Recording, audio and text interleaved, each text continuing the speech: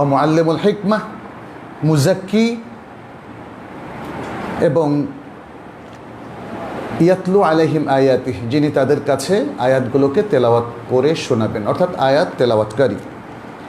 সুতরাং আমরা যে নবী সাল্লাল্লাহু আলাইহি সাল্লামকে প্রত্যেকটা কাজে আদর্শ হিসাবে ঘোষণা করছি, মেনে নিচ্ছি, তার মূল কথা হলো তিনি আসলে মূলত আমাদের শিক্ষক।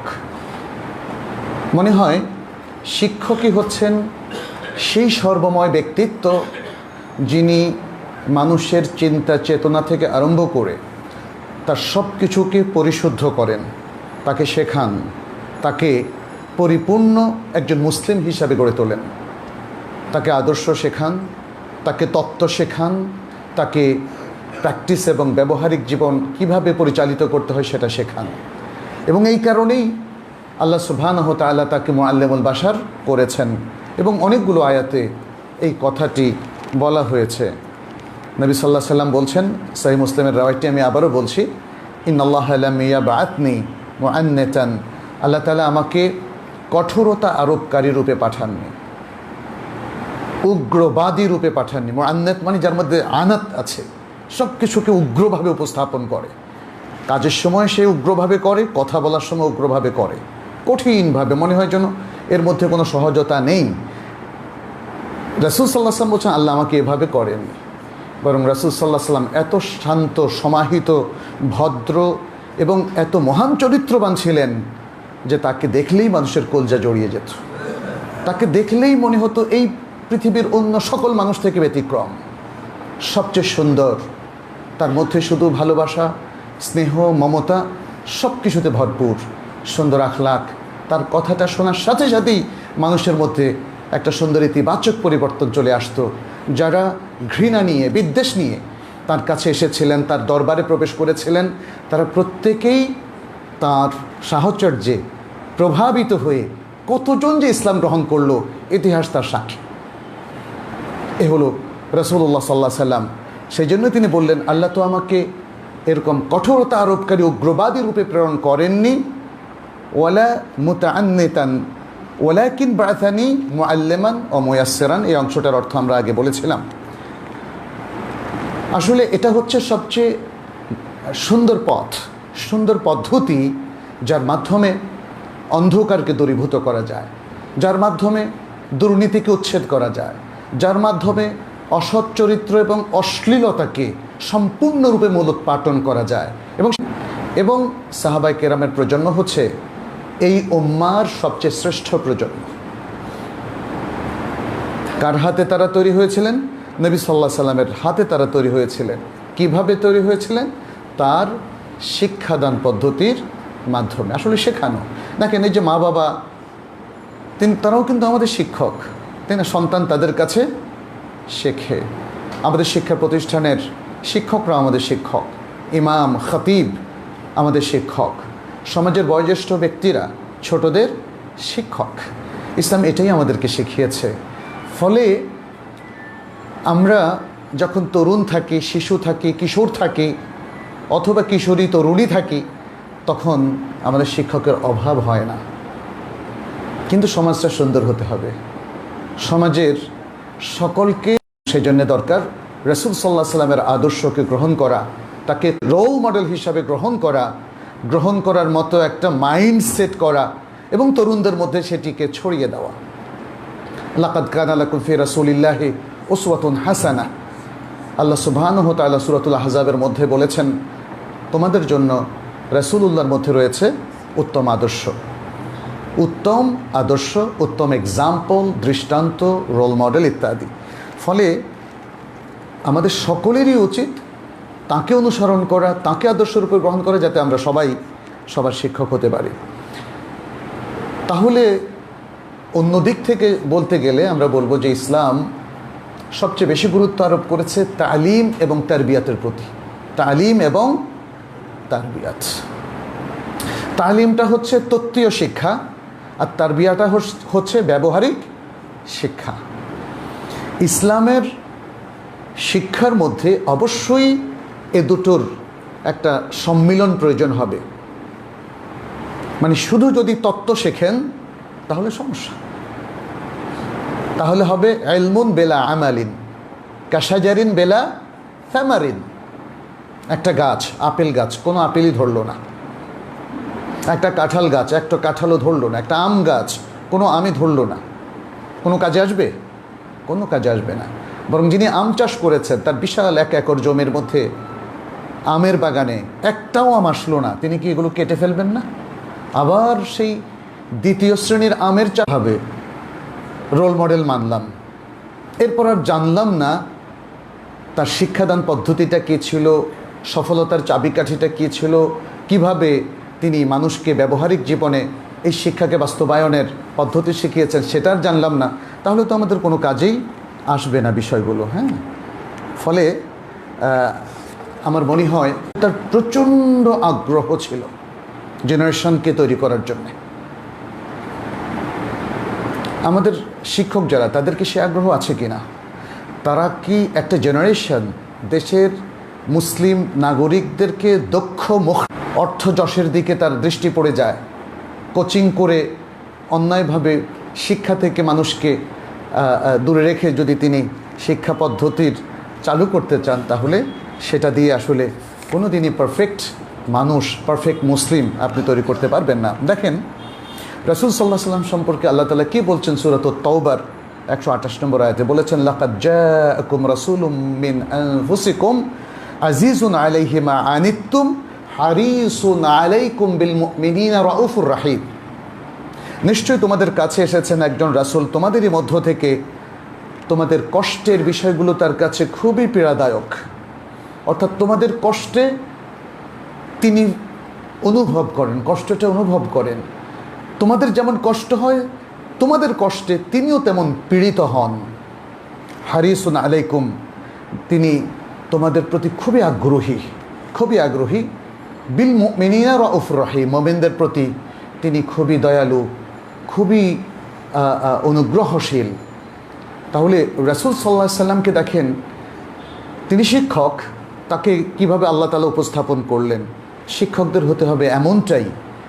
রাসূল সাল্লাল্লাহু আলাইহি সাল্লামের হিরস, আগ্রহ উম্মার তালিম তারবিয়াতের প্রতি এবং উম্মার সুন্দর ইমানদার হওয়ার প্রতি কতটা বেশি ছিল, এটা আপনি তায়েফে তার দোয়া থেকে বুঝতে পারেন। যখন মালাকুল জিবাল তার কাছে এসেছিল, যে অত্যাচারী জাতি যারা তাকে রক্তাক্ত করে দিয়েছিল সেদিন তায়েফের সে কঠিন দিনের কথা আপনারা জানেন, তাহলে মালাকুল জিবাল এসে বলেছেন, আপনি আল্লাহর প্রিয় মানুষ, প্রিয় বান্দা, আপনি যদি এদের বিরুদ্ধে এখন দোয়া করেন তাহলে আল্লাহ তাআলা পুরো জনপদটাকে উল্টে দিবে। তিনি বললেন যে না, আমি এদের জন্য বদদোয়া করব না, আমি আল্লাহর কাছে দোয়া করি যেন এরা হেদায়েত পায়। ইয়া সালাম, হিরসুন শাদীদ, মাহাব্বাহ আযীমা ওয়া আজীবা। সুবহানাল্লাহ, খুব বিস্ময়কর ভালোবাসা উম্মতের প্রতি আর কোথাও মিলবে না। কোনো ছাত্র যদি কোনো শিক্ষকের প্রতি বেয়াদবি করে, আমরা দেখেছি, কোনোদিন সে শিক্ষক আর ওই ছাত্রের প্রতি সুনজর দিতে পারে না। তার ভেতরে তার অনুভূতিটা নষ্ট হয়ে যায় ওই ছাত্রের প্রতি। কিন্তু প্রিয় রাসূল সাল্লাল্লাহু আলাইহি সাল্লাম দেখেন, গোটা গোষ্ঠী মিলে তাকে অত্যাচার করেছে, রক্তাক্ত করেছে, আর তাদের জন্য কি করলেন? হেদায়েতের দোয়া করলেন। কানা হারিসান আলা হিদায়াতিন নাস। নবী সাল্লাল্লাহু আলাইহি সাল্লাম প্রচণ্ডভাবে আগ্রহী ছিলেন যেন মানুষ হেদায়েত পেয়ে যায়, যেন মানুষ ভালো শিক্ষা পায়, যেন মানুষ কথা কাজের মধ্যে তাদের মিল থাকে। এটা খুব ইম্পর্ট্যান্ট, এটা খুব ইম্পর্ট্যান্ট। তাহলে শিক্ষার জন্য এটা খুব জরুরি। এখানে দ্বিতীয় যে বিষয়টি, সেটি হলো আমরা যখন মানুষকে শেখাই অথবা তাদের উদ্দেশ্যে কোনো নির্দেশনা প্রদান করি, যেন তার মধ্যে আর রিফক ও লুৎফ, এ দুটো জিনিস থাকে। রিফক মানে সফটনেস। ছোট বাচ্চাকে আপনি পড়াতে গিয়ে যদি কঠিনভাবে বলেন, ও কিন্তু আর কোনো দিন আপনার কাছে পড়তে চাইবে না। আপনি দেখেন প্রাইভেট টিউটর নিয়ে, আপনি ছোট বাচ্চা যার বয়স 5 বছর, ওকে পড়তে দেন বা 6 বছর, ও কঠিন ভাষী কারো কাছে পড়তে চায় না।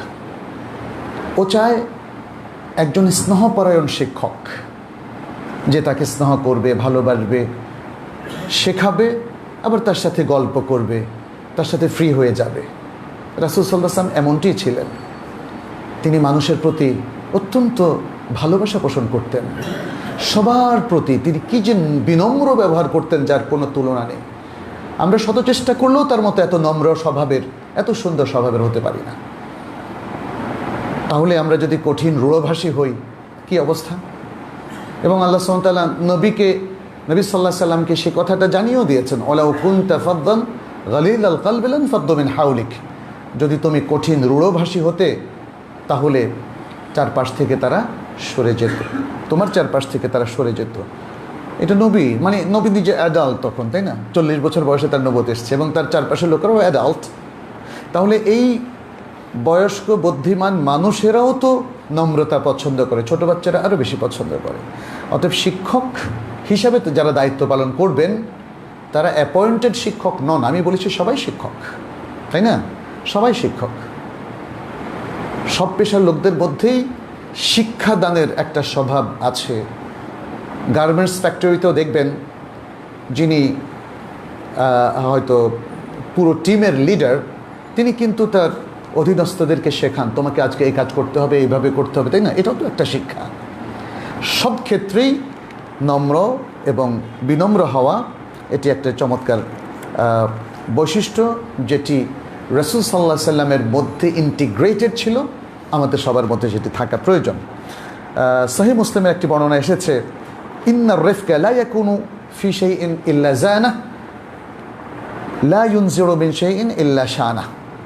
যে রিফক যদি কোনো কিছুর মধ্যে থাকে তাহলে এটা ওই জিনিসটাকে সুশোভিত করে দেয়, অলংকৃত করে দেয়। আপনার মধ্যে, আপনার ব্যবহারে যদি রিফক এবং নম্রতা থাকে তাহলে আপনি একজন অলংকৃত মানুষ, এমন একজন মানুষ, এই রিফকের কারণে আপনার মর্যাদা, আপনার গ্রহণযোগ্যতা সবার কাছে অনেক বেশি হবে। শিক্ষকদের শিক্ষকতার মাহাত্ম্য এখানেই নিহিত, কারণ শিক্ষার্থীদের কাছে তার গ্রহণযোগ্যতাটাই মেইন। আপনি কথার ফুলঝুরি উপস্থাপন করে সুন্দরভাবে অনেক ইনফরমেশন দিলেন, কিন্তু শিক্ষার্থীদের কাছে গ্রহণযোগ্যতা না থাকলে কোনো কাজ আসবে না। এটা এরপরে বলা হয়েছে, আর কোনো জিনিস থেকে যদি রিফক এবং নম্রতাকে উঠিয়ে নেওয়া হয় তাহলে সেটা ওটাকে কলঙ্কিত করে দেয়, কলুষিত করে দেয়। আপনি দুর্ব্যবহার করলে দেখবেন সকলেই আপনাকে ঘৃণা করা শুরু করবে। এটা একটা কলঙ্ক, এটা একটা ব্যর্থতা, অসফলতা। এখানে দেখেন রাসূল সাল্লাল্লাহু আলাইহি ওয়াসাল্লাম তিনি মানুষের সাথে এই নম্র ব্যবহারের জন্য বেশ কিছু উসলুব, পদ্ধতি ব্যবহার করেছেন। যেমন আমরা দেখি যে তিনি হাস্যমুখে কথা বলতেন, হাস্যমুখে তিনি কথা বলতেন। একটা হাদিসের মধ্যে আমরা পাই, জারির ইবনে আব্দুল্লাহ আল বাজালি রাদিয়াল্লাহু তাআলা আনহু তিনি বলছেন, মা হাজাবানি আন নবিয়্যু সাল্লাল্লাহু আলাইহি ওয়াসাল্লাম মুনযু আসলামতু ওয়ালা রাআনি ইল্লা তাবাসসামা ফি ওয়াজহি। যতবারই আমি ইসলাম গ্রহণের পর থেকে নবী সাল্লাল্লাহু আলাইহি ওয়াসাল্লামের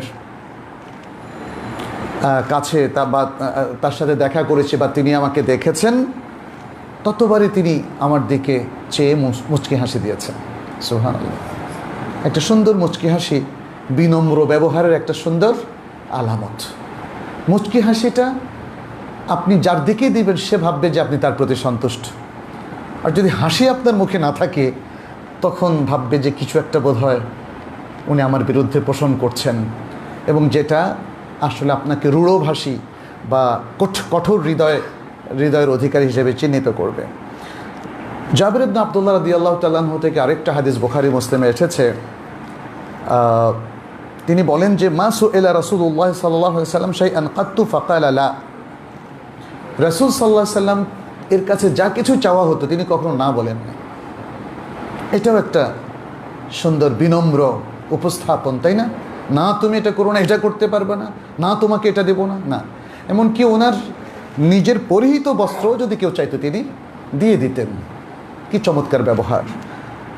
আনাস রাদিয়াল্লাহু তাআলা আনহু বলেন, সহিহ মুসলিমের বর্ণনা, তিনি বলেন, ওয়াল্লাহি লাকাদ খাদামতুহু 9 সিনিনা মা আলিমতুহু ক্বালা লিশাইইন সানাতুহু লিমা ফাআলতা কাযা ওয়া কাযা, তিনি বলেন আল্লাহর কসম আমি 9 বছর ধরে রাসূল সাল্লাল্লাহু আলাইহি ওয়াসাল্লামের খেদমত করেছি, যতদূর আমি জানি তিনি আমাকে যখনই কোনো কাজ করতে বলেছেন আমি করেছি, তিনি একথা বলেন নাই যে কেন তুমি এটা করলা, এই ধরনের প্রশ্ন করেন নাই যেটা আমি করেছি।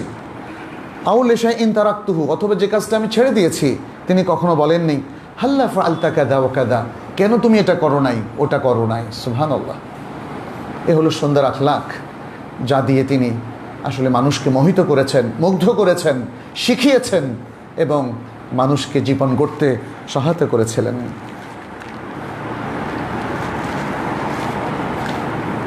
আচ্ছা, এখানে মুআবিয়া ইবনুল হাকাম রাদিয়াল্লাহু তাআলা আনহুর কাহিনী আপনাদের হয়তো অনেকেরই জানা আছে। সালাতের মধ্যে তিনি কথা বলতেছিলেন, এরপরে অন্য সাহাবারা তার প্রতি খুব রাগের দৃষ্টি হেনেছিলেন। তখন নবী সাল্লাল্লাহু আলাইহি সাল্লামের আমলটা, কথাটা তাকে কিভাবে প্রভাবিত করেছে সেটা তিনি এখানে তুলে ধরেছেন। বললেন যে আমি যখন সালাতের মধ্যে এভাবে কথা বললাম তখন লোকজন সালাতের মধ্যে আমার দিকে চোখ ঘোরানো শুরু করলো, মানে আমার দিকে দৃষ্টি দেওয়া শুরু করলো, কি যেন করে ফেললাম আমি ভয় পেয়ে গেলাম, কি করলাম আমি। হ্যাঁ, তারপরে তিনি বললেন যে মা লাকুম তানজুরুনা ইলাইয়া, আমার দিকে কেন তাকাচ্ছ তোমরা, কারণ সালাতের মধ্যে তো কথা বলা যায় না, কেন তাকাচ্ছ তোমরা। তখন মানে ইনি যখন আবার মানে মুখে বললেন তো মা লাকুম তানজুরুনা ইলাইয়া, তখন তারা এই যে রানের উপরে একটু আওয়াজ করা শুরু করলো যে তুমি চুপ করো, চুপ করো, সালাতের মধ্যে কথা বলা যাবে না, কথা দিয়ে না, মুখ দিয়ে না, তারা আওয়াজ করা শুরু করলো। এরপরে যখন আমি চুপ করলাম, সালাতের পরে রাসূল সাল্লাল্লাহু আলাইহি সাল্লাম আমাকে কি বললেন মানে বুঝাই দিলেন, রাসূল সাল্লাল্লাহু আলাইহি ওয়াসাল্লাম তাকে ডাকলেন, সুন্দর করে বুঝিয়ে দিলেন ব্যাপারটা। তখন তিনি একটা উক্তি করেছিলেন, মা দরাবানি ওয়ালা কাহারানি ওয়ালা সাব্বানি মা রাআইতু মুআল্লিমান ক্বাবলাহু ওয়ালা বা'দাহু আহসানা তা'লিমান মিনহু। বললেন যে আল্লাহর কসম তিনি আমাকে প্রহার করলেন না, আমাকে মানে কোনো ধরনের চাপ সৃষ্টি করলেন না এবং আমাকে কোনো গালিগালাজ করলেন না। আমি এর পূর্বে এবং এর পরে তার চাইতে উত্তম কোনো মুআল্লিম, কোনো শিক্ষক আমি দেখি নাই। সুবহানাল্লাহ, রাসূলুল্লাহ সাল্লাল্লাহু আলাইহি ওয়াসাল্লাম। তৃতীয় যে বৈশিষ্ট্য নবী সাল্লাল্লাহু আলাইহি ওয়াসাল্লামের শিক্ষক হিসেবে ছিল সেটা হলো তাওয়াদু। তিনি তাওয়াদুটাকে এত জরুরি মনে করতেন, একটা সহিহ হাদিসে তিনি বলেছেন মান তাওয়াদা লিল্লাহি রাফাআহুল্লাহ, যারা আল্লাহর জন্য বিনয় অবলম্বন করবে আল্লাহ তাআলা তাকে উচ্চকিত করবেন, সম্মানিত করবেন। নবী সাল্লাল্লাহু আলাইহি ওয়াসাল্লাম অতি বিনয়ী ছিলেন।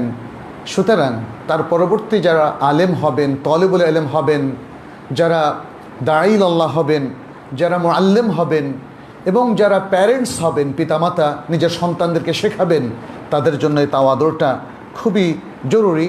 তাহলে আশা করা যায় যে তাদের সন্তানেরাও এবং শিক্ষার্থীরাও তাদের কাছ থেকে এটা শিখবে এবং তাদের কাছ থেকে অ্যাকসেপ্ট করবে। আবু রিফা বলেন, আমি একবার নবী সাল্লাল্লাহু আলাইহি সাল্লামের কাছে গেলাম, তখন তিনি খুতবা দিচ্ছিলেন।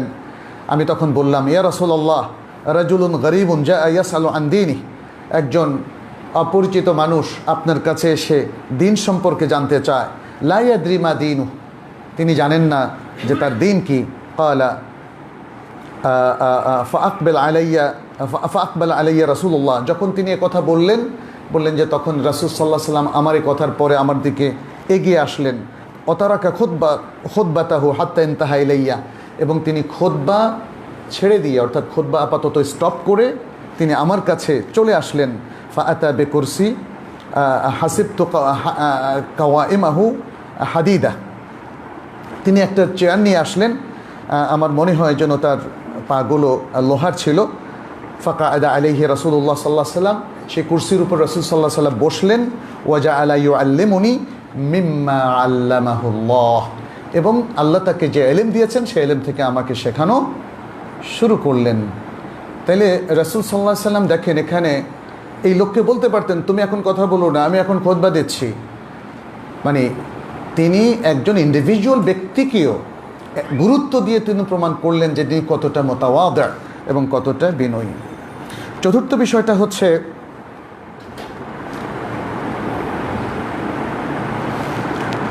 যেই জিনিসটা সঠিক সেটা তুলে ধরা, ছাত্রদেরকে গোলকধাঁধার মধ্যে বা শিক্ষার্থীদের মধ্যে ফেলে রাখা যাবে না। তারা যেটা জানে না, আলোচনার পরে তাদের জাহালাতকে দূর করে কোনো জটিল বিষয়ের মধ্যে সঠিক বক্তব্যটা তাদের সামনে তুলে ধরা উচিত।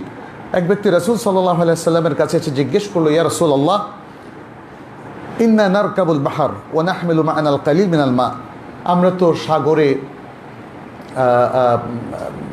নৌকায় চড়ি এবং আমাদের সাথে অল্প কিছু পানি আমরা বহন করি। ফাইন তাওয়াদ্দানা বিহি আতাশনা, যদি ওই পানি দিয়ে আমরা ওযু করি তাহলে আমাদের তৃষ্ণা পেয়ে যায়। আফানা তাওয়াদ্দাউ মিন মাইল বাহার, আমরা কি সাগরের পানি দিয়ে ওযু করতে পারবো? তখন রাসূলুল্লাহ সাল্লাল্লাহু আলাইহি ওয়াসাল্লাম বললেন, হুয়া তুহুরু মাউহু আল হাল্লু মাইতাতুহু, এটা সহিহ বুখারীর বর্ণনা। তিনি উত্তর দিলেন যে সাগরের পানি পাক, সাগরের পানি পাক এবং সাগরের প্রাণী হালাল। পানি পাক আর প্রাণী হালাল, তিনি একসাথে এই দুটো উত্তর দিলেন, অতিরিক্ত একটা ইনফরমেশন যোগ করলেন। তাহলে সাগর নিয়ে যেন সব প্রশ্নের উত্তর একসাথে হয়ে যায়। তাহলে রাসূল সাল্লাল্লাহু আলাইহি সাল্লাম দেখলেন যে যেই সাহাবী প্রশ্ন করলেন তিনি পানি সম্পর্কে মানে সাগর সম্পর্কে কিছু জানেন না, কিন্তু প্রশ্ন করলেন কি সম্পর্কে?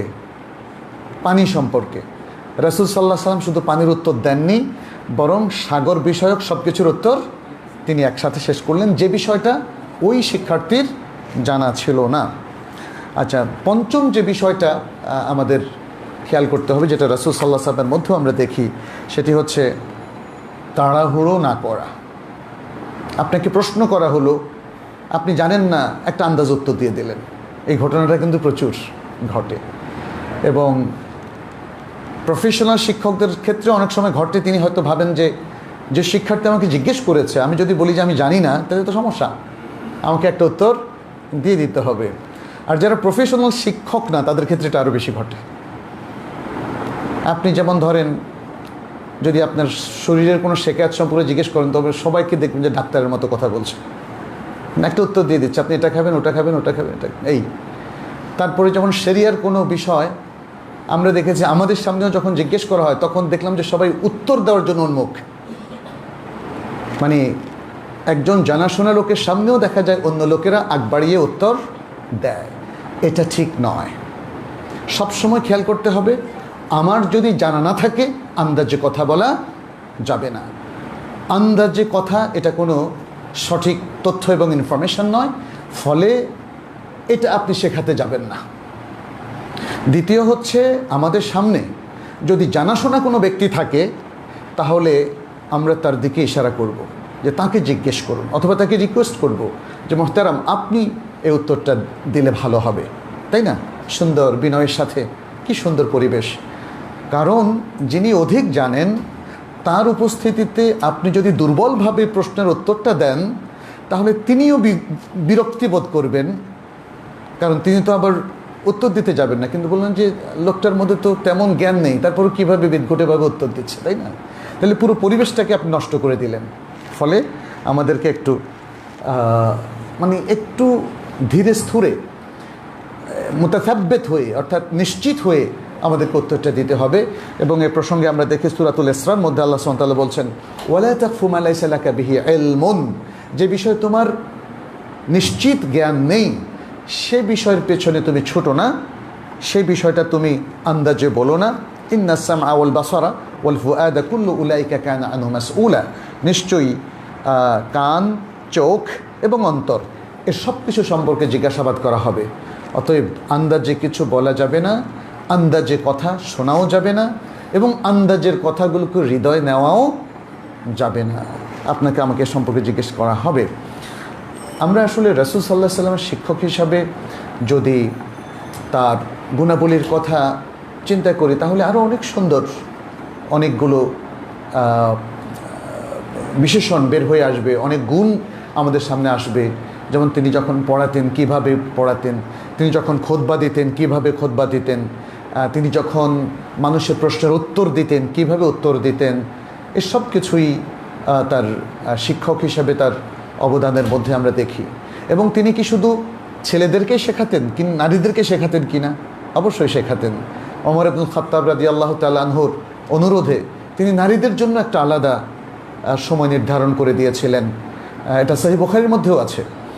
আর এছাড়াও তিনি দেখেন তার বলার ভঙ্গি এবং বিশেষ করে নারীদের সাথে তার ইন্টারাকশানটা, সেখানে যে আদব, সেখানে যে পর্দা, হিজাব, তাই না, এগুলো সবই আমাদের জন্য লক্ষণীয়। আজকের মুসলিম সমাজে শিক্ষার ক্ষেত্রে, মানে সেটা আমরা ফর্মাল শিক্ষা বলি, যেমন শিক্ষা প্রতিষ্ঠান, কলেজ, ইউনিভার্সিটি, বিশ্ববিদ্যালয়, এগুলো হলো ফর্মাল এডুকেশন সেন্টার। আর ইনফর্মাল এডুকেশন হচ্ছে যেটা আমরা মানে এই ফর্মাল এডুকেশনের বাইরে বাসায় হয়তো একটু আলোচনা করলাম, মসজিদে কোনো হালাকা হলো, অথবা কোনো দার্স হলো, এগুলো ইনফর্মাল। তো এই যে ফর্মাল এবং ইনফর্মাল শিক্ষার ক্ষেত্রে আমরা দেখি যে প্রচুর ইসলামিক নীতিমালার ভায়োলেশন। তাইলে রাসূলুল্লাহ সাল্লাল্লাহু আলাইহি সাল্লামকে আপনি আমি মুসলিম হিসাবে কি রোল মডেল গ্রহণ করলাম বলেন তো? আজকে আমাদের মেয়েদের শেখানোর জন্য উপযুক্ত শিক্ষা প্রতিষ্ঠান আমরা অ্যাভেলেবল পাচ্ছি কি? স্কুল, কলেজ, ইউনিভার্সিটি সমস্ত ক্ষেত্রে কো এডুকেশনের নামে চাপিয়ে দেওয়া হয়েছে আমাদের উপর একটা অশ্লীল শিক্ষা ব্যবস্থা, অশ্লীল পরিবেশ। এ থেকে আপনি কিভাবে পারফেক্ট মুসলিম বের করবেন? এবং শুধু তাই না, শিক্ষা পলিসির মধ্যে কি ঢোকানো হয়েছে এবং শিক্ষার যে কন্টেন্ট, সিলেবাস কি ঢোকানো হয়েছে সেখানে। তাহলে এই যে রবিউল আউয়াল মাস আসলেই রাসূলুল্লাহ সাল্লাল্লাহু আলাইহি ওয়াসাল্লামের সিরাত নিয়ে আলোচনা করছেন, এই সেই কত কথা, কি লাভ হলো? তাহলে কি এটা আমরা বলে নিব আপনি শুধু তত্ত্বটাই আউড়ে গেলেন, কিন্তু আমলের কোনো ধার আপনি ধারলেন না? এদেশের শিক্ষা ব্যবস্থা, আমি মেইন স্ট্রিমের শিক্ষা ব্যবস্থার কথা বলছি, এটা নিয়ে সবাই নীরব কেন? এটা কি অল্প কিছু লোক একটা রুমে বসে ঠিক করবে, নাকি এটা মুসলিম গণমানুষের চিন্তা চেতনা অনুযায়ী হবে বলেন তো?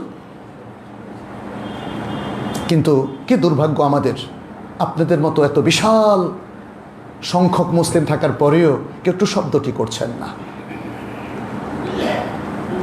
যে কোনো ধরনের আদর্শ, বিজাতীয় আদর্শ, অশ্লীলতা এবং সমকামিতা, এ সব কিছু চাপিয়ে দেওয়া হবে আর জাতি মেনে নেবে, এটা খুব অদ্ভুত।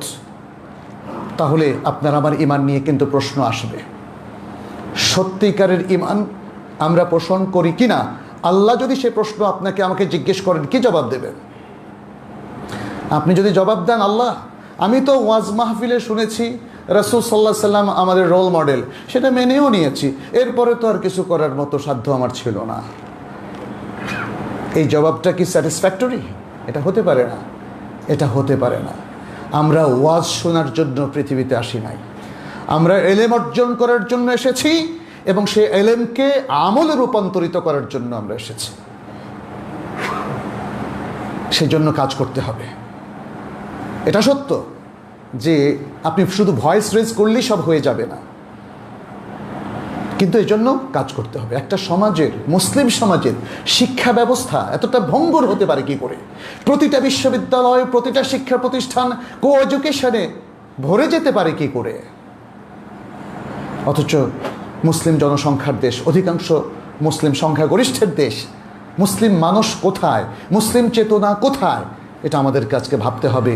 আমি আপনাদেরকে বলবো, শুধু ওয়াজে সন্তুষ্ট থাকবেন না, শুধু কথা দিয়েই দায়িত্ব শেষ করবেন না, এবং কথা শুনে দায়িত্ব শেষ করবেন না। আপনাদেরকে আসল কাজটি করতে হবে। যারা এ ব্যাপারে দায়িত্বশীল, আমাদের বিভিন্ন মন্ত্রণালয় এবং বিশেষ করে শিক্ষা মন্ত্রণালয়, সকলে মিলেই তো সব কাজগুলো করছেন, তাদের প্রতি আমাদের পরামর্শ, সারা পৃথিবীর মানে মুসলিম মানুষের আপনারা প্রতিনিধিত্ব করুন, আমাদের মুসলিম মানুষের প্রতিনিধিত্ব করুন, কোরআন সুন্নাহর প্রতিনিধিত্ব করুন। এর মধ্যে কোনো লজ্জা নেই। লজ্জা হচ্ছে যদি আপনি অন্য আদর্শের, অন্য ধর্মের এবং অন্য চেতনার, অন্য মতবাদের জিনিসগুলোকে আমাদের মুসলিমদের উপর চাপিয়ে দেন, এটা হলো লজ্জার। আমাদের স্বাতন্ত্র্য তখন থাকে না, তখন নপুংসকে পরিণত হয়ে যাবে প্রত্যেক মানুষ। এটা আমাদের জন্য লজ্জার। এটা আমাদের জন্য লজ্জার। মুসলিম হিসাবে ইসলামী সভ্যতা, ইসলামী সংস্কৃতি, ইসলামী আকিদা, ইমান, আমল, ইবাদাত এবং হালাল হারাম ভিত্তিক মুআমালাত এবং সুন্দর আখলাক, এই সব কিছু আমাদের শিক্ষার মধ্যে থাকতে হবে, নতুবা ইসলামী চেতনা হারিয়ে যাবে এবং এমন একটা অদ্ভুত জাতি এই জায়গাটা তৈরি করে নেবে যারা যে কাদের প্রতিনিধিত্ব করছে তারা সেটা জানবে না। কারণ মনে রাখবেন, অন্য জাতিরা কোনো দিন তাদেরকে যদি আপনি হুবহু অনুসরণ করেন, আপনাকে তারা নিজেদের অন্তর্ভুক্ত করবে না। আপনারা মাইকেল মধুসূদনের কথা শুনেছেন, ইংরেজ কবি হতে চেয়েছিলেন কিন্তু ইংরেজরা তাকে নেয়নি, যদিও তিনি কবিতা অত্যন্ত উন্নত মানের লিখেছিলেন। আজকে আপনি আমেরিকান, ইউরোপিয়ানদেরকে অনুসরণ করবেন, আপনাকে তারা নেবে না। আপনি অন্য দেশের পৌত্তলিকদের অনুসরণ করবেন, তারা আপনাকে আপন করে নেবে না। আমাদের সবচেয়ে আপন কি আল্লাহ সুবহানাহু ওয়া তাআলা না? আমাদের সবচেয়ে বড় পরিচয় কি আমরা মুমিন মুসলিম না? বাস, এটাই আমাদের একমাত্র পরিচয়। আসুন সেভাবে আমরা আমাদের জীবনটাকে গড়ি এবং এই গড়ার জন্যই রাসূলুল্লাহ সাল্লাল্লাহু আলাইহি ওয়াসাল্লামকে আমাদের প্রয়োজন, তার আদর্শ অনুসরণ করা আমাদের প্রয়োজন। তিনি জীবিত থাকাকালে সাহাবাদের শিক্ষক ছিলেন, মৃত্যুর পরেও তিনি সমগ্র উম্মার শিক্ষক। শুধু তাই না, তিনি সমগ্র মানবতার শিক্ষক, কারণ তার শিক্ষা আজও তেমনি জলজান্ত রয়েছে আমাদের মধ্যে, যেমনটা সাহাবাগণ পেয়েছিলেন, কিছুই হারিয়ে যায়নি। আসুন তার শিক্ষাটাকে আমরা ধারণ করি এবং তার শিক্ষার মূল মন্ত্রটাকে আমরা আমাদের শিক্ষা পলিসির মধ্যে ছড়িয়ে দিই, আমাদের কন্টেন্টের মধ্যে, সিলেবাসের মধ্যে যেন সেটা থাকে। তাহলেই আমরা আশা করি দেশ সুন্দর হবে, সমাজ সুন্দর হবে এবং মানুষগুলো সুন্দর হবে ইনশাআল্লাহ। আল্লাহর কাছে তৌফিক।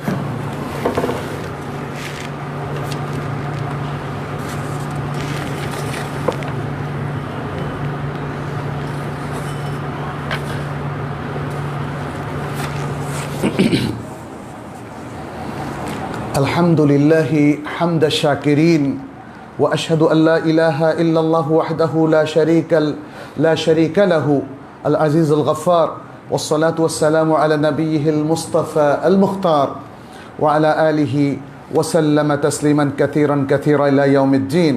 أما بعد، أيها المسلمون، أوصيكم ونفسي بتقوى الله عز وجل وباتباع سنة نبينا محمد صلى الله عليه وسلم.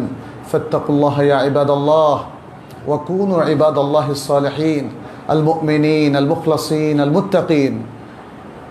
نسأل الله سبحانه أن يجعلنا وإياكم من عباده المتقين، إنه ولي ذلك والقادر عليه. أيها المسلمين، আমরা রাসূলুল্লাহ সাল্লাল্লাহু আলাইহি ওয়াসাল্লামের শিক্ষা নিয়ে কিছু কথা বলছিলাম এবং শেখাতে গিয়ে তিনি যে সুন্দর আখলাকের পরিচয় দিয়েছিলেন তার উপর আরও দু একটা উদাহরণ দিয়ে আমি শেষ করব ইনশাআল্লাহ। এখানে দেখি মানে শিক্ষার মধ্যে একটা গুরুত্বপূর্ণ পার্ট হচ্ছে কিভাবে যারা বিভিন্ন ভুল করে বসে বা অপরাধ করে বসে তাদেরকে আপনি কিভাবে সংশোধন করবেন, তাদের যে খাতা বা ত্রুটি সেটাকে কিভাবে রিপেয়ার করবেন। এক্ষেত্রে রাসূল সাল্লাল্লাহু আলাইহি ওয়াসাল্লামের আসলে যে এক্সাম্পলগুলো ছিল এটা ছিল অসাধারণ। যেমন আমরা তাবুক যুদ্ধের কথা জানি, এই যুদ্ধে কয়েকজন সাহাবা তারা যাননি দুনিয়ার কিছু ওজরের কারণে, কারো বাগানের ওজর ছিল, কারো দুনিয়াবি কিছু ওজর ছিল, ইমানের হয়তো কিছু দুর্বলতা তাদেরকে পেয়ে বসেছিল, যে কারণে তারা পরবর্তীতে যখন মুনাফিক যারা যায়নি তারা মিথ্যা কথা বলছিল, তারা আর মিথ্যা কথা বলেনি, তারা সত্য কথা বলেছেন। রাসূল সাল্লাল্লাহু আলাইহি সাল্লামের কাছে এসে নিজেদের দুনিয়ার ওজরের কথা বললেন, কিন্তু এই ওজর তো গ্রহণযোগ্য হবে না ইসলামে। রাসূল সাল্লাল্লাহু আলাইহি সাল্লাম নির্দেশ জারি করলেন যুদ্ধে অংশগ্রহণের জন্যে, এটা স্বয়ং রাসূল সাল্লাল্লাহু আলাইহি সাল্লামের নির্দেশের সরাসরি লঙ্ঘন হলো, ফলে তিনি অসন্তুষ্ট হবেন, তিনি তাদেরকে শায়েস্তা করবেন, এটাই ছিল স্বাভাবিক। লক্ষণীয় যে তিনি মুনাফিকদেরকে কোনো শাস্তি দেন নাই, কারণ তিনি জানতেন যে এরা রিয়েল মুসলিম না। যারা রিয়েল মুসলিম ছিল তাদের ব্যাপারে তিনি শাস্তিমূলক ব্যবস্থা গ্রহণ করেছেন এবং তাদের তওবার আয়াত নাযিল হলে তিনি তাদের কাছ থেকে সেটা অ্যাকসেপ্ট করেছিলেন। তো এখানে যেটা আমরা দেখি কায়েব ইবনে মালিক রাদিয়াল্লাহু তাআলা আনহু তিনি বললেন, বুখারী মুসলিমের একটা হাদিসের মধ্যে এসেছে, ফাজিতুহু ফালাম্মা সাল্লামতু আলাইহি তাবাসসামা তাবাসসুমাল গাদাব। আমি রাসূল সাল্লাল্লাহু আলাইহি ওয়াসাল্লামের কাছে আসলাম, তাকে সালাম দিলাম, তিনি মুচকি হাসলেন। এই মুচকি হাসাটাকে হাদিসের মধ্যে বলা হলো তাবাসসুমাল গাদাব, অর্থাৎ ক্রোধ মিশ্রিত মুচকি হাসি। খুব অদ্ভুত না? এটাকে ডেসক্রাইব করাটা অদ্ভুত। আপনাকে যদি বলি দেখি রাগ এবং হাসি দুটোর মধ্যে মিক্স করেন, কঠিন হবে। বাট এটা একটা সিচুয়েশান যখন রাসূল সাল্লাল্লাহু আলাইহি ওয়াসাল্লামের মধ্যে একটা রাগ কাজ করছিল, but at the same time স্বভাব সুলভ হাসিও তার ছিল। এবং এটা যিনি দর্শক কায়েব ইবনে মালিক রাদিয়াল্লাহু তাআলা তিনি বুঝতে পারলেন। এই জন্য এই বর্ণনাটা কার? কায়েব ইবনে মালিক রাদিয়াল্লাহু তাআলা। তিনি বলছেন ফাতাবাসসামা ইলাইয়া তাবাসসুমাল গাদাব, আমার দিকে তিনি হাসলেন, মুচকি হাসি দিলেন, কিন্তু ওর মধ্যে ক্রোধ ছিল আমি দেখতে পাচ্ছি। সুবহানাল্লাহ। এখানে দেখার বিষয় হচ্ছে তার অ্যাপ্রোচটা।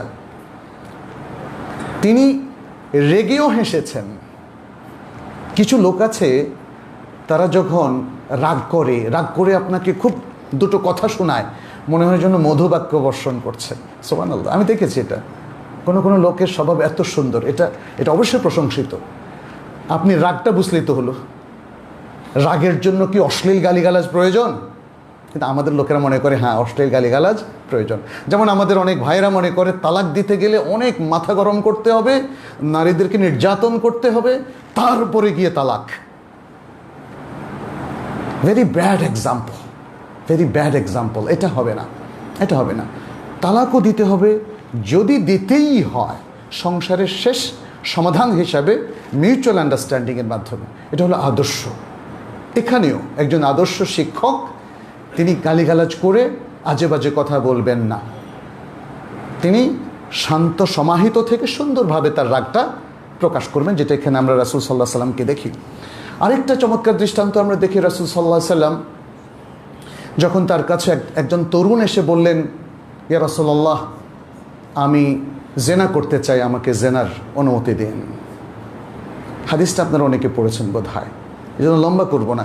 তিনি বললেন, আসো আমার কাছে আসো, তুমি কি এটা তোমার মায়ের জন্য পছন্দ করবে? তখন তো সে খুব রিয়াক্টিভ, লা ওয়াল্লাহি ইয়া রাসূলুল্লাহ, মানে মায়ের ব্যাপারে এইটা, তাই না, এটা তো কেউ সহ্য করতে পারে না। তখন সে খুব স্ট্রংলি বলল, আমি কখনো সেটা পছন্দ করব না। তাহলে তোমার বোনের ব্যাপারে? বলছে না। তোমার কন্যা? না। তোমার খালা? না। তোমার ফুফা? না। তাইলে তুমি এখন যে প্রস্তাব দিলে, এটা কারো না কারো জেনা করতে হলে তো কারো না কারো কোনো মহিলা লাগবে। সে মহিলা কারো ফুফু, কারো কন্যা, কারো বোন, কারো খালা। তাহলে সবার তো একই উত্তর না, তাহলে তো এটা সম্ভব না। দেখেন তাকে কিভাবে তিনি ইন্টেলেকচুয়ালি তাকে কনভিন্স করলেন, কিভাবে বুঝালেন। সুবহানাল্লাহ। এটা হচ্ছে রাসূল সাল্লাল্লাহু আলাইহি ওয়াসাল্লামের বুদ্ধিবৃত্তিক অ্যাপ্রোচ, যা দিয়ে তিনি মানুষের মাইন্ডটাকে পরিষ্কার করে দিলেন। সুবহানাল্লাহ। এভাবেই আসলে আমাদের শিক্ষকদেরকে কাজ করতে হবে, তাড়াহুড়ো করলে হবে না। রাসূলুল্লাহ সাল্লাল্লাহু আলাইহি ওয়াসাল্লাম দেখেন শাস্তি দেওয়ার ক্ষেত্রে,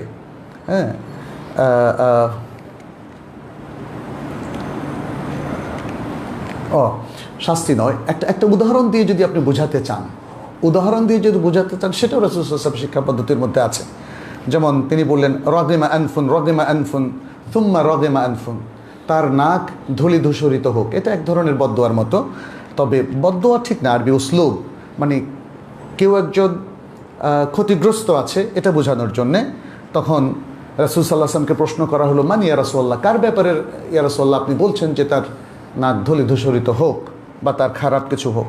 তিনি বললেন, মান আদরাকা আবাওয়াইহি ইনদাল কিবারি আহাদুহুমা আও কিলাইহিমা, মান আদরাকা আবাওয়াইহি ইনদাল কিবারি আহাদুহুমা আও কিলাইহিমা, যে ব্যক্তি বৃদ্ধ বয়সে তার বাবা মার একজন অথবা দুইজনকে পায়, ফালাম ইয়াদখুলিল জান্নাহ, এই পাওয়া দিয়ে সে জান্নাতে যেতে পারলো না, সে ধ্বংস হলো না?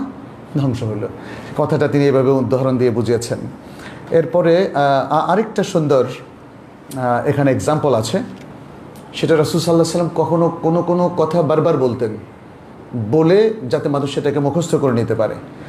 আনাস রাদিয়াল্লাহু তাআলা বলছেন, কানা ইদা সাল্লামা সালাতান, তিনি যখন সালাম দিতেন রাসূল সাল্লাল্লাহু আলাইহি ওয়াসাল্লাম 3 বার সালাম দিতেন। ওয়াইদা তাকাল্লামা বিকালিমাতিন আ'আদাহা সালাতান, যখন তিনি কোনো কালিমা উচ্চারণ করতেন সেটাকে 3 বার উচ্চারণ করতেন। এটা বুখারীর বর্ণনা ইত্যাদি। এভাবে আরও অনেকগুলো সুন্দর সুন্দর বর্ণনা আছে। রাসূল সাল্লাল্লাহু আলাইহি ওয়াসাল্লামের শিক্ষা পদ্ধতিটা আমাদের জন্য ইফেক্টিভ, আমরা আরও পড়াশোনা করতে পারবো। এর উপর বাংলায়ও এখন অনেক বই আছে, আপনারা পড়াশোনা করবেন ইনশাআল্লাহ। আর একজন সফল শিক্ষকের বৈশিষ্ট্য, এটিও আমাদের তাইবা একাডেমির একটা ফ্রি কোর্স আছে, সেখানেও আপনারা অনেকগুলো এক্সাম্পল পাবেন, আপনারা সেই কোর্সটাও করে নিতে পারেন। সম্মানিত উপস্থিতি, আমরা জানি যে রবিউল আউয়াল মাস আসলেই আমাদের দেশের বেশ কিছু মানুষ নানা রকম বেদাতে সম্পৃক্ত হয়ে পড়ে এবং এটাকে তারা বেদাত মনে করে না। প্রবলেম এখানেই সবচেয়ে বেশি। বেদাত নিয়ে আসলে আমার মনে হয় হয়তো আমাদের আলোচনা করা উচিত। আমি গত মাসে বেদাত চেনার মূলনীতি এই বিষয়ে হালাকা শুরু করেছিলাম। আজকে আমি হালাকা করতে পারছি না, কিন্তু এই বিষয়গুলো আপনারা নতুন করে পড়বেন। এই বিষয়ে ছোট্ট একটা বইও আছে, আমাদের অনলাইনে পাবেন, বেদাত চেনার মূলনীতি। এই জিনিসটা যদি আমাদের রপ্ত হয়ে যায়, তাহলে যেগুলোকে অনেক মানুষ ইবাদত হিসেবে পালন করছে সেগুলো কেন কিভাবে বেদাত হলো সেটা বোঝা যাবে। এখন মানুষ মনে করে আপনি বেদাত বলছেন, আমি তো বলছি না। মনে হয় যেন বেদাত চিহ্নিতকারী আমরা হতে পারি। নো, এটা শরীয়তের মূলনীতি অনুযায়ী হতে হবে। অনেকেই ঈদে মিলাদুন্নবী পালন করছেন, মিলাদ পালন করছেন, জশ্নে জুলুস করছেন, এরকম আরও অনেকগুলো বড় বড় বেদাত তারা করছেন। এগুলো সম্পর্কে আমরা আপনাদেরকে সতর্ক করছি। আমাদের যে সলিড বিশুদ্ধ ইবাদত আছে, এর বাইরে অশুদ্ধ ইবাদতগুলো করা যাবে না, কারণ অশুদ্ধ ইবাদতগুলো সবই বেদাতে পর্যবসিত হবে। আল্লাহ আমাদেরকে রক্ষা করুন। আমাদের মধ্যে অনেকে অসুস্থ আছেন, তাদের জন্য আমরা সবাই দোয়া করছি, আল্লাহ যেন তাদেরকে সুস্থ করে দেন। যারা মারা গিয়েছেন, আল্লাহ যেন তাদেরকে জান্নাতুল ফেরদাউস নসিব করেন। বিভিন্ন বিপদের মধ্যে যারা আছেন, আল্লাহ যেন তাদেরকে বিপদ থেকে উদ্ধার করেন। যারা হসপিটালে রোগীরা তাদের জায়গায় থেকে কাতরাচ্ছে, আমরা তাদের জন্য দোয়া করি। আর আমি একটা নসিহাও করব যে আসুন আমরা মাঝে মাঝেই হসপিটালটা ভিজিট করি।